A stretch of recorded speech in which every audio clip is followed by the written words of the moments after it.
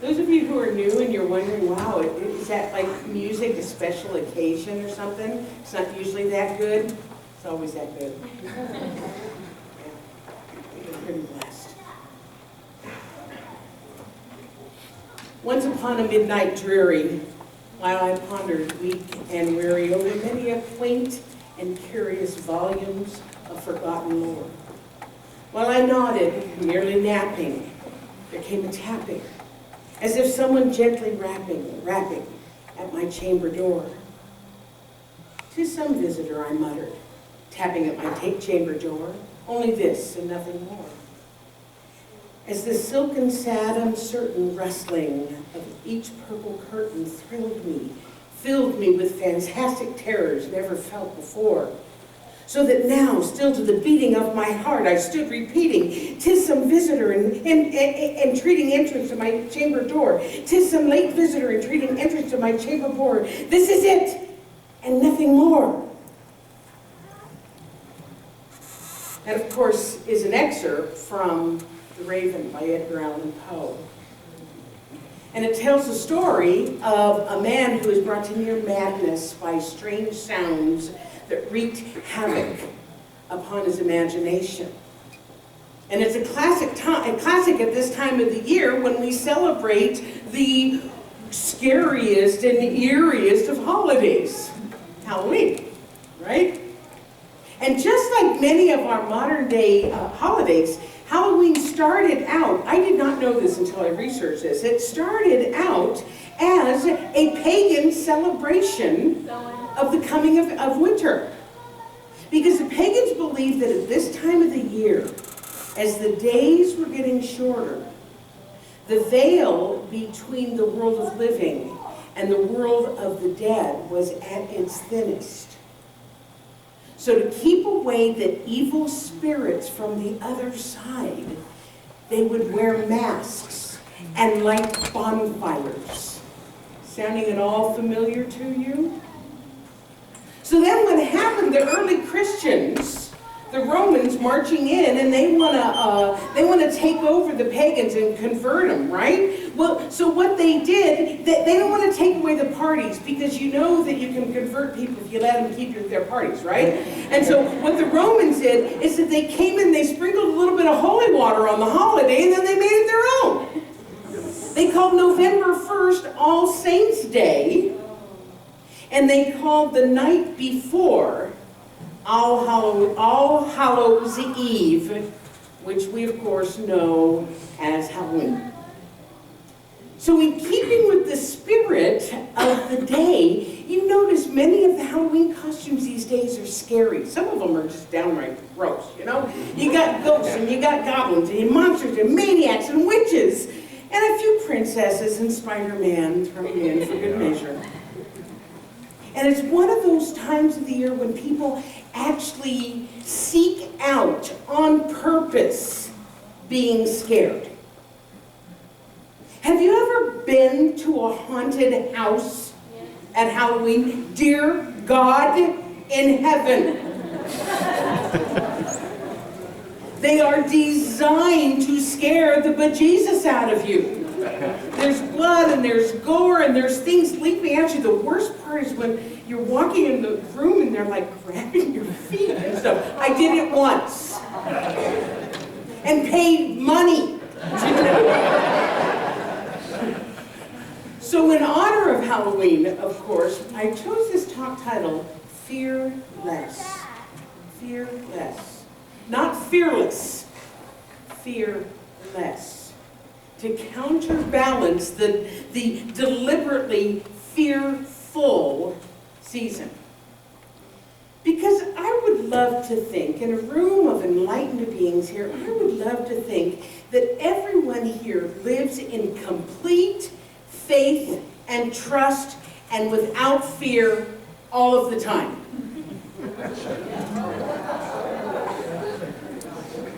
Well, then you come up here and give the talk. Because the truth is, it's probably not the case. It is not the case for me. Even as enlightened and in tune with the infinite, as I like to think that I am, the truth is I still experience fear on a regular basis. I actually think it's part of the human experience. And we are human. And we are divine. We are human and we are divine. So I believe that one of our jobs here on earth, having this human experience, is to wake up and to recognize our divinity. And so part of our experience here is to move through those human fears, just as Marjorie talked about, to unleash, to untether, to move beyond our comfort zone and our errors of thinking and grow into that realization of the spiritual truth that we are all divine. I think that's part of the reason we're here. And for most of us, it doesn't happen in one fell swoop. For most of us, it is I'll say this in Canadian, process. A process of choosing faith over fear. A process of training ourselves to, I see God in everything. A process of becoming fearless as opposed to fearful. Our founder, Ernest Holmes, love Ernest Holmes. You're going to get lots of Ernest Holmes tonight or today. Has this beautiful analogy. He says the quickest and most effective method to get rid of fear is to get quiet and lift up the whole thought in confidence and faith to something bigger than we are. It is like going from a cold, dark room into the sunshine and just sitting there, letting the rays of the sun penetrate the whole being with warmth and color until the darkness and the dampness are gone. So it is with a life of prayer and faith, of affirmative meditation, and of communion with that divine spirit, which is closer to us than our very breath. I really love that. I use that a lot. When I'm puzzled about something or I'm fearful about something and I go into my meditation and my prayer, when I remember to lift up whatever that is in confidence and faith to something bigger, more infinite, more knowing than I am. And it brings me such a sense of peace, such a sense of serenity. And sometimes we find ourselves in situations where it requires us to do more than visualize ourselves being surrounded by warmth and by safety. Sometimes we're in a scary situation, perhaps of our own making, perhaps not of our own making, and at that moment, we are at choice as to whether we are going to respond in a fearful way or in a fearless way. So I have a movie that I would like to share with you right now, just a brief little video that really illustrates this point. So Jason, are you standing there so you can bring the lights down by any chance? Do you think that can happen? Yeah. Just the house lights. Do you know which one? Oh, I have them racing around back there. I just think it would be more effective with the house lights down. And Dwayne, are you ready for that? Sure are.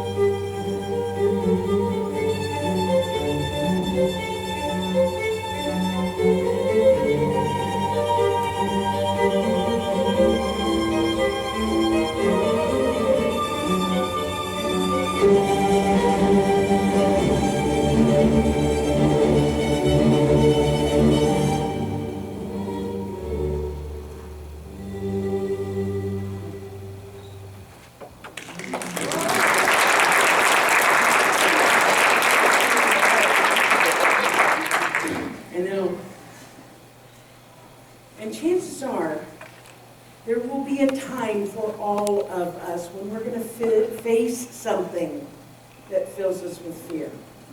So when that happens, our natural tendency is to step away from it, to run away, to avoid it at all costs.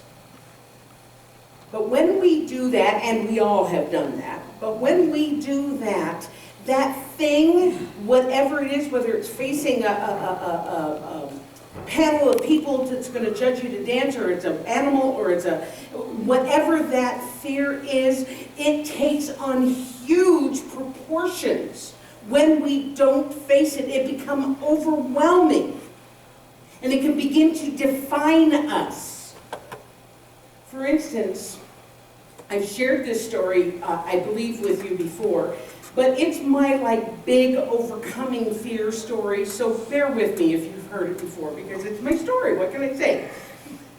For years, I had an overwhelming fear, phobia, about driving or riding in a car on mountain roads with sheer drop-offs.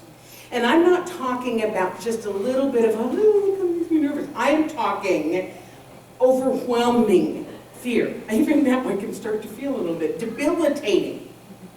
That would either keep me from going to the mountains or find me lying down in the back of the seat moaning quietly in abject terror. This is the honest to God truth. You can ask anybody who knew me back then. And to make it even worse, I absolutely love the mountains. It wasn't, in California, it's not an easy drive to the mountains like it is here. You gotta go up to the mountains, right? So not only was it debilitating for me, it was not conducive to my happiness, because I love the mountains. And I'm all about happiness, right? Here's another Ernest Holmes quote that I just love, before I finish the story. He says, fear arises from that mental attitude which limits the possibility and the willingness of spirit to give us the good that we so greatly desire. There is nothing wrong in the desire for self-expression. God is more completely expressed through the man who lives largely than the one who lives meagerly. Wow, right? Well, you know, I teach this stuff. So I figured at one point that it was going to be important for me to actually practice what I preach and teach. So I was determined to heal myself of this problem. And I did a lot of spiritual work around it. I prayed, I visualized, I lifted it up to something greater than myself. I saw a practitioner. I worked a lot of time with a practitioner. Have I mentioned about practitioners here in the center? Okay. I worked with my practitioner, but because the fear had such a hold on me, the progress was pretty slow, because I started working on it years ago.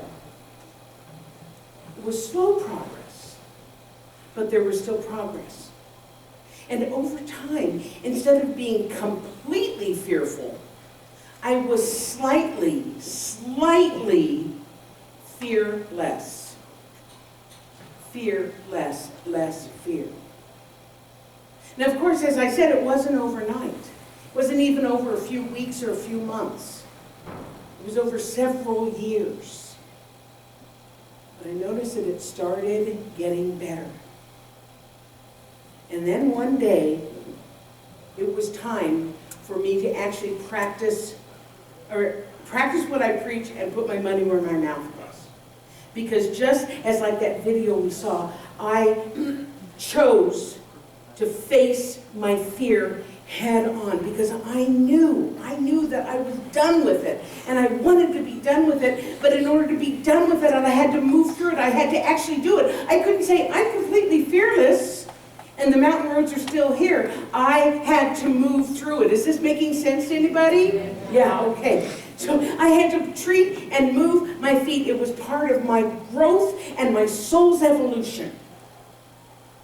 Here's what Ernest Holmes said: when you are filled with fear, we can refill it with faith, for faith always overcomes fear. So here's the opportunity that I had. came in the form of a ministers' conference in Lake Arrowhead, California, which is at the top of a mountain. So to test all the work that I had done, I decided to drive myself to the conference. And you should have seen me creeping up that mountain. You would have laughed unless you were behind me.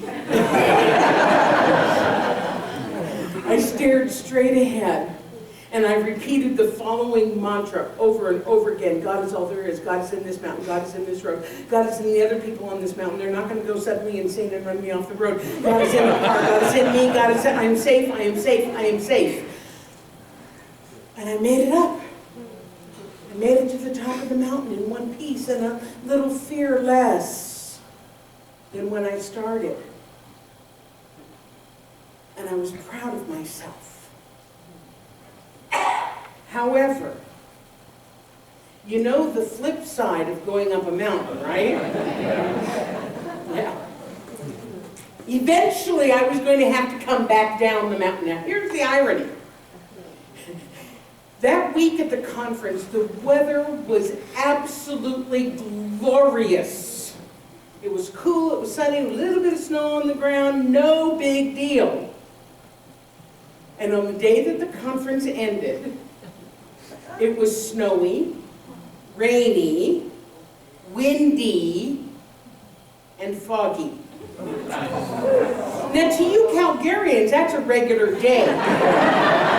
That's an hour. But to this California girl, oh my God, treacherous weather to anybody, let alone somebody with a mountain phobia. I'm glad I'd been at a conference all week because I had to pull in everything that I knew. Everything that would establish my faith.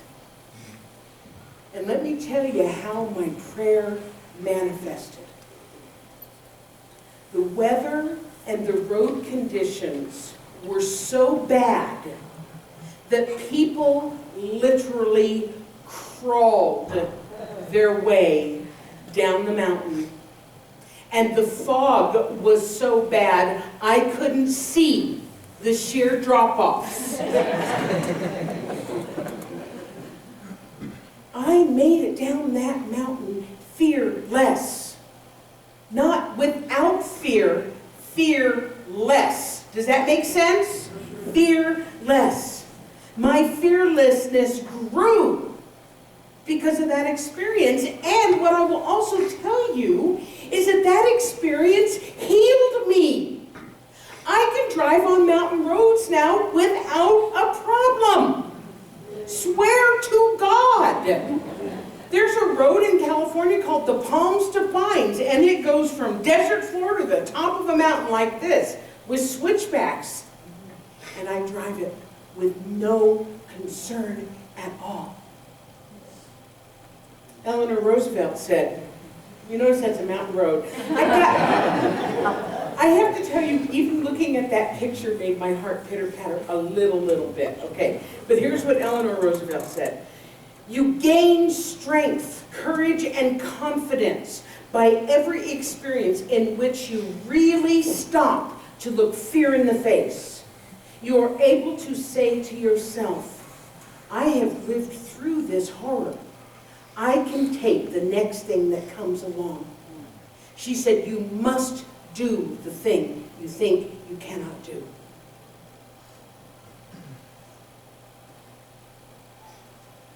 Now, I would not be honest. I told you I don't experience any fear at all anymore. Yeah, you know what? I still have fear. I fear a lot. But when that happens, I know, because I had faced my biggest fear. I came out on the other side. I know that I can do it when I choose to walk through it as opposed to step away from it, ultimately. So it may not Your fear may not have anything to do with mountain roads or phobias or anything like that. Maybe your fear is less tangible. Maybe it's fear of failure. Maybe it's fear of the future, fear of commitment. Maybe it's fear of life. Maybe it's fear of death. Maybe it's fear of success. A lot of us have that one too. Whatever that fear is, the process is still the same. When faced with the fear, whatever it is, we take it and we lift it up in faith to something greater than we are.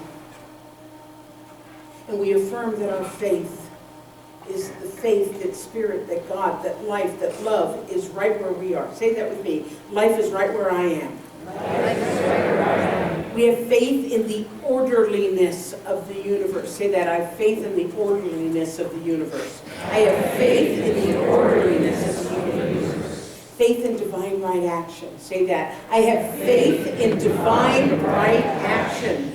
Faith in ourselves. You guys are so good! I have faith in myself. Say that. I have faith in myself. And I have faith, this is a longer one, that because God is for me, I have faith that because God is for me, I have faith that God is for me. Nothing can be against me. Nothing can be against me. Ernest Holmes said, if we believe that we have available at all times the wisdom that created this universe, and which can and will overcome anything that disturbs us, we shall never be afraid. Fear diminishes when faith is brought into the program. So let us become fearless as opposed to fearful. Happy Halloween. Wow.